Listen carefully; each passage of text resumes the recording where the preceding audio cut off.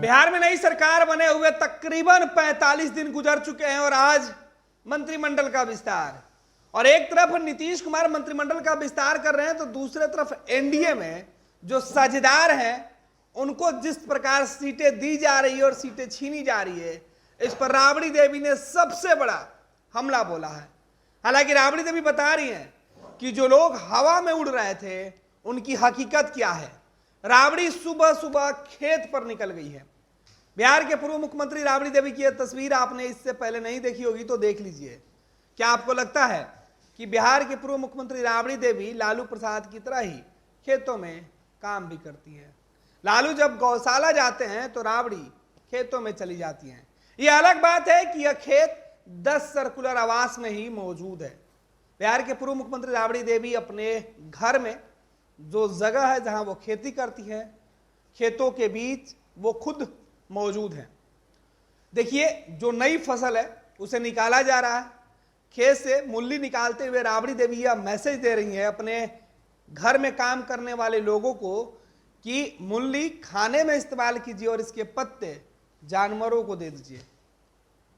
राबड़ी आवास में गौशाला है, बहुत सारी गाय हैं और खुद तेजस्वी यादव ने एक वीडियो डाला था 2 दिन पहले और उन्होंने इन तमाम बातें बताई थी कि जब भी वक्त मिलता है गौ की सेवा करने चले जाते हैं, गौ माता की सेवा में लग जाते हैं। लेकिन राबड़ी देवी सीधे तौर पे कह रही हैं, जिस तरीके से बिहार के अंदर महागठबंधन की सरकार टूटी और नीतीश कुमार बीजेपी के साथ चले गए, उसके बाद से राबड़ी देवी काफी हमलावर है नीतीश कुमार को लेकर। हालांकि इस पोस्ट में किसी राजनीतिक दल या किसी दल के नेताओं का नाम तो नहीं लिया गया है, लेकिन राबड़ी देवी ने जिस तरीके से एक मैसेज दिया है सोशल मीडिया एक्स के माध्यम से, वो संदेश साफ है। एक तरफ बिहार में जो नीतीश कैबिनेट है एनडीए सरकार की, उसका विस्तार शाम 5 बजे और उसके ठीक पहले राबड़ी नसीहत दे रही हैं कि इंसान को जड़ों से जुड़े रहना चाहिए। जमीन के अंदर और जमीन के ऊपर दिखने और दिखाने में बहुत अंतर होता है। कहीं पेड़, पौधा, फल और पत्ते सभी इस्तेमाल हो जाती है और कहीं बस निकालकर तोड़कर फेंक दिया जाता है। दरअसल इसका मकसद साफ है। बिहार में एनडीए की सरकार में शामिल चाचा और भतीजा के साथ बीजेपी कमोबेश यही करते हुए दिखाई पड़ रही है। बीजेपी ने चिराग पासवान को अपने साथ रखा तो पशुपति पारस को मूली की पत्ती की तरह तोड़कर फेंक दिया है। अब पशुपति का कोई वजूद नहीं बचा है। चिराग 2020 में बीजेपी से अलग थे तो पशुपति को काफी दुलार मिला था। बीजेपी ने उनको अपने साथ रखने के लिए वो तमाम जद्दोजहद कर दी थी। चिराग को भी बेघर कर दिया गया था, चिराग को घर से निकाल दिया गया था। तब चिराग की लौ में बीजेपी नहीं लोजपा जल गई थी, लेकिन अब चिराग की लौ में चाचा पशुपति जल गए हैं और इधर राबड़ी देवी मजे ले रही हैं। राबड़ी देवी ने तंज कसते हुए लिखा है, क्या कुछ लिखा वो भी हम आपको बता रहे हैं। दरअसल ये वीडियो देखिए, खेत में काम करते हुए राबड़ी देवी। ये मौका सियासी है, ये लोग सियासत करने वाले लोग हैं। ऐसे में इनके इन एक एक शब्दों का मतलब काफी दूर तक जाता है। सियासत करने वाले लोग खेतों में काम करते हैं तो मैसेज लोगों को यह नहीं देते हैं कि खेत में काम करना है, बल्कि खेत में काम करके वो बताते हैं कि मेहनत जिस फसल को सींचने में आपने की है, जब फसल तैयार होता है तो फिर कैसे उसका इस्तेमाल होता है। मूली को कहाँ इस्तेमाल करना है, पत्तों को, डंठल को कहाँ इस्तेमाल करना है, यह मैसेज साफ है। राबड़ी देवी लिख रही है, जड़ों से जुड़ाव ही जीवन की सच्चाई और गहराई से वास्तविक परिचय कराता है। ये जड़ों से जुड़ाव ही परिवार में रही है, पार्टी में रही है। जिस परिवारवाद का आरोप अमित शाह, नरेंद्र मोदी लगा चुके हैं राजद के ऊपर, उसी परिवारवाद पर, उसी परिवार की एकजुटता को लेकर लालू परिवार हमेशा यह मैसेज देते रहा है कि उनका परिवार अच्छा है, बड़ा है और सुखी है। परिवार नहीं होता तो शायद आज लालू प्रसाद यादव जिंदा नहीं होते, क्योंकि उनकी बेटी ने ही उनको किडनी दिया था। आगे राबड़ी देवी क्या कुछ लिख रही है वो भी हम आपको बता रहे हैं कि सीधे कह रही है कि जड़ों से जुड़ा, जमीन से जुड़े रहिए और जड़ से जुड़ने का फायदा क्या होता है वो भी वो बता रही है। राबड़ी देवी लिख रही है, जड़ों से जुड़े रहना बंधन नहीं असल जिंदगी है, मुक्ति नहीं बल्कि युक्ति है, जो लोग सवाल उठा रहे थे परिवारवाद पर, वो देख ले कि जो लोग जड़ से जुड़े हुए हैं वो मुक्ति नहीं है बल्कि युक्ति है, वो एक सुझाव है, वो एक बुद्धिमत्ता है, वो जो बुद्धिमानी है, वो राबड़ी देवी मैसेज देना चाहती है। और चुनावी साल है, कुछ घंटों में चुनाव की डुगडुगी बजने वाली है, लिहाजा एक दूसरे के ऊपर सलाह और निशाना दोनों साथ साथ कसा जा रहा है।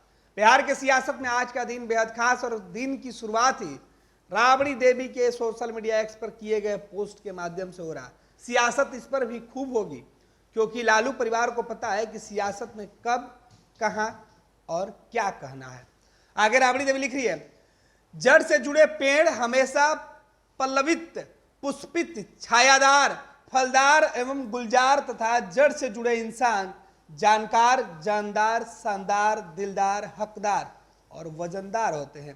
अंतिम लाइन की कुछ शब्दों की हम चर्चा कर लें तो जिस तरीके से राबड़ी देवी ने यह चर्चा की है कि जो लोग जड़ से जुड़े होते हैं, अगर जड़ से जुड़े कोई इंसान होगा तो वो जानकार होगा, जानदार होगा, शानदार होगा, दिलदार होगा, हकदार होगा और वजनदार होगा। और यही वजनदार फिलहाल बिहार की सियासत में चिराग पासवान दिख रहे हैं, यही वजनदार तेजस्वी यादव दिख रहे हैं, हकदार दिख रहे हैं बिहार की सत्ता के लिए। लिहाजा राजद ने पूरी कोशिश शुरू कर दी है सत्ता में वापसी के लिए। 2024 के लोकसभा चुनाव के ठीक पहले जिस तरीके से कवायद की जा रही है, अब देखना दिलचस्प होगा क्योंकि एनडीए के अंदर सीट बंटवारा में जेडीयू ने अपने हक की सीटें तो मांगी है, लेकिन समझौता क्या सिटिंग सीटों के ऊपर ही हुआ है? क्या सीटें नहीं कटी है? अगर सीटें भाजपा की कटी है तो बीजेपी ने अपने नेताओं का पर कतर दिया, चिराग ने अपने चाचा को बेदखल कर दिया। चाचा अब ना घर के रहे ना पार्टी के रहे, क्योंकि चिराग पासवान ने 2020-21 में किए गए फैसलों को फिर से दोहरा दिया है। अंतर बस इतना ही है कि वो फैसला चिराग के खिलाफ हुआ था, आज फैसला चिराग के पक्ष में हुआ है और फैसला और खेल करने वाले बीजेपी के नेता हैं।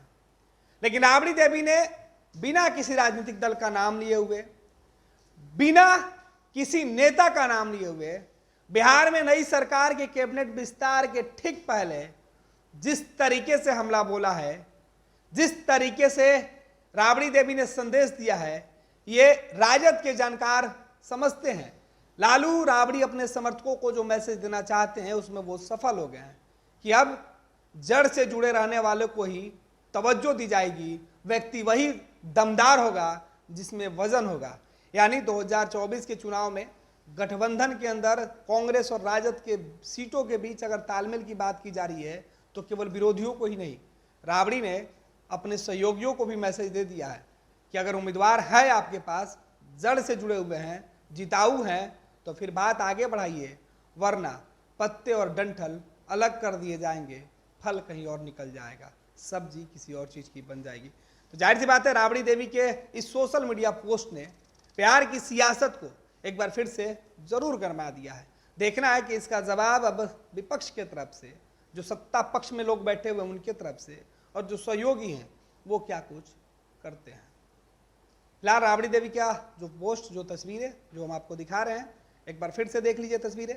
ये तस्वीरें राबड़ी देवी के 10 सर्कुलर आवास की तस्वीरें हैं और ये तस्वीरें बता रही हैं कि किस तरीके से सुबह सुबह लालू प्रसाद यादव जब गौशाला चले जा सकते हैं, तेजस्वी जब गौ माता की सेवा कर सकते हैं, तो फिर राबड़ी खेतों में काम क्यों नहीं कर सकती है।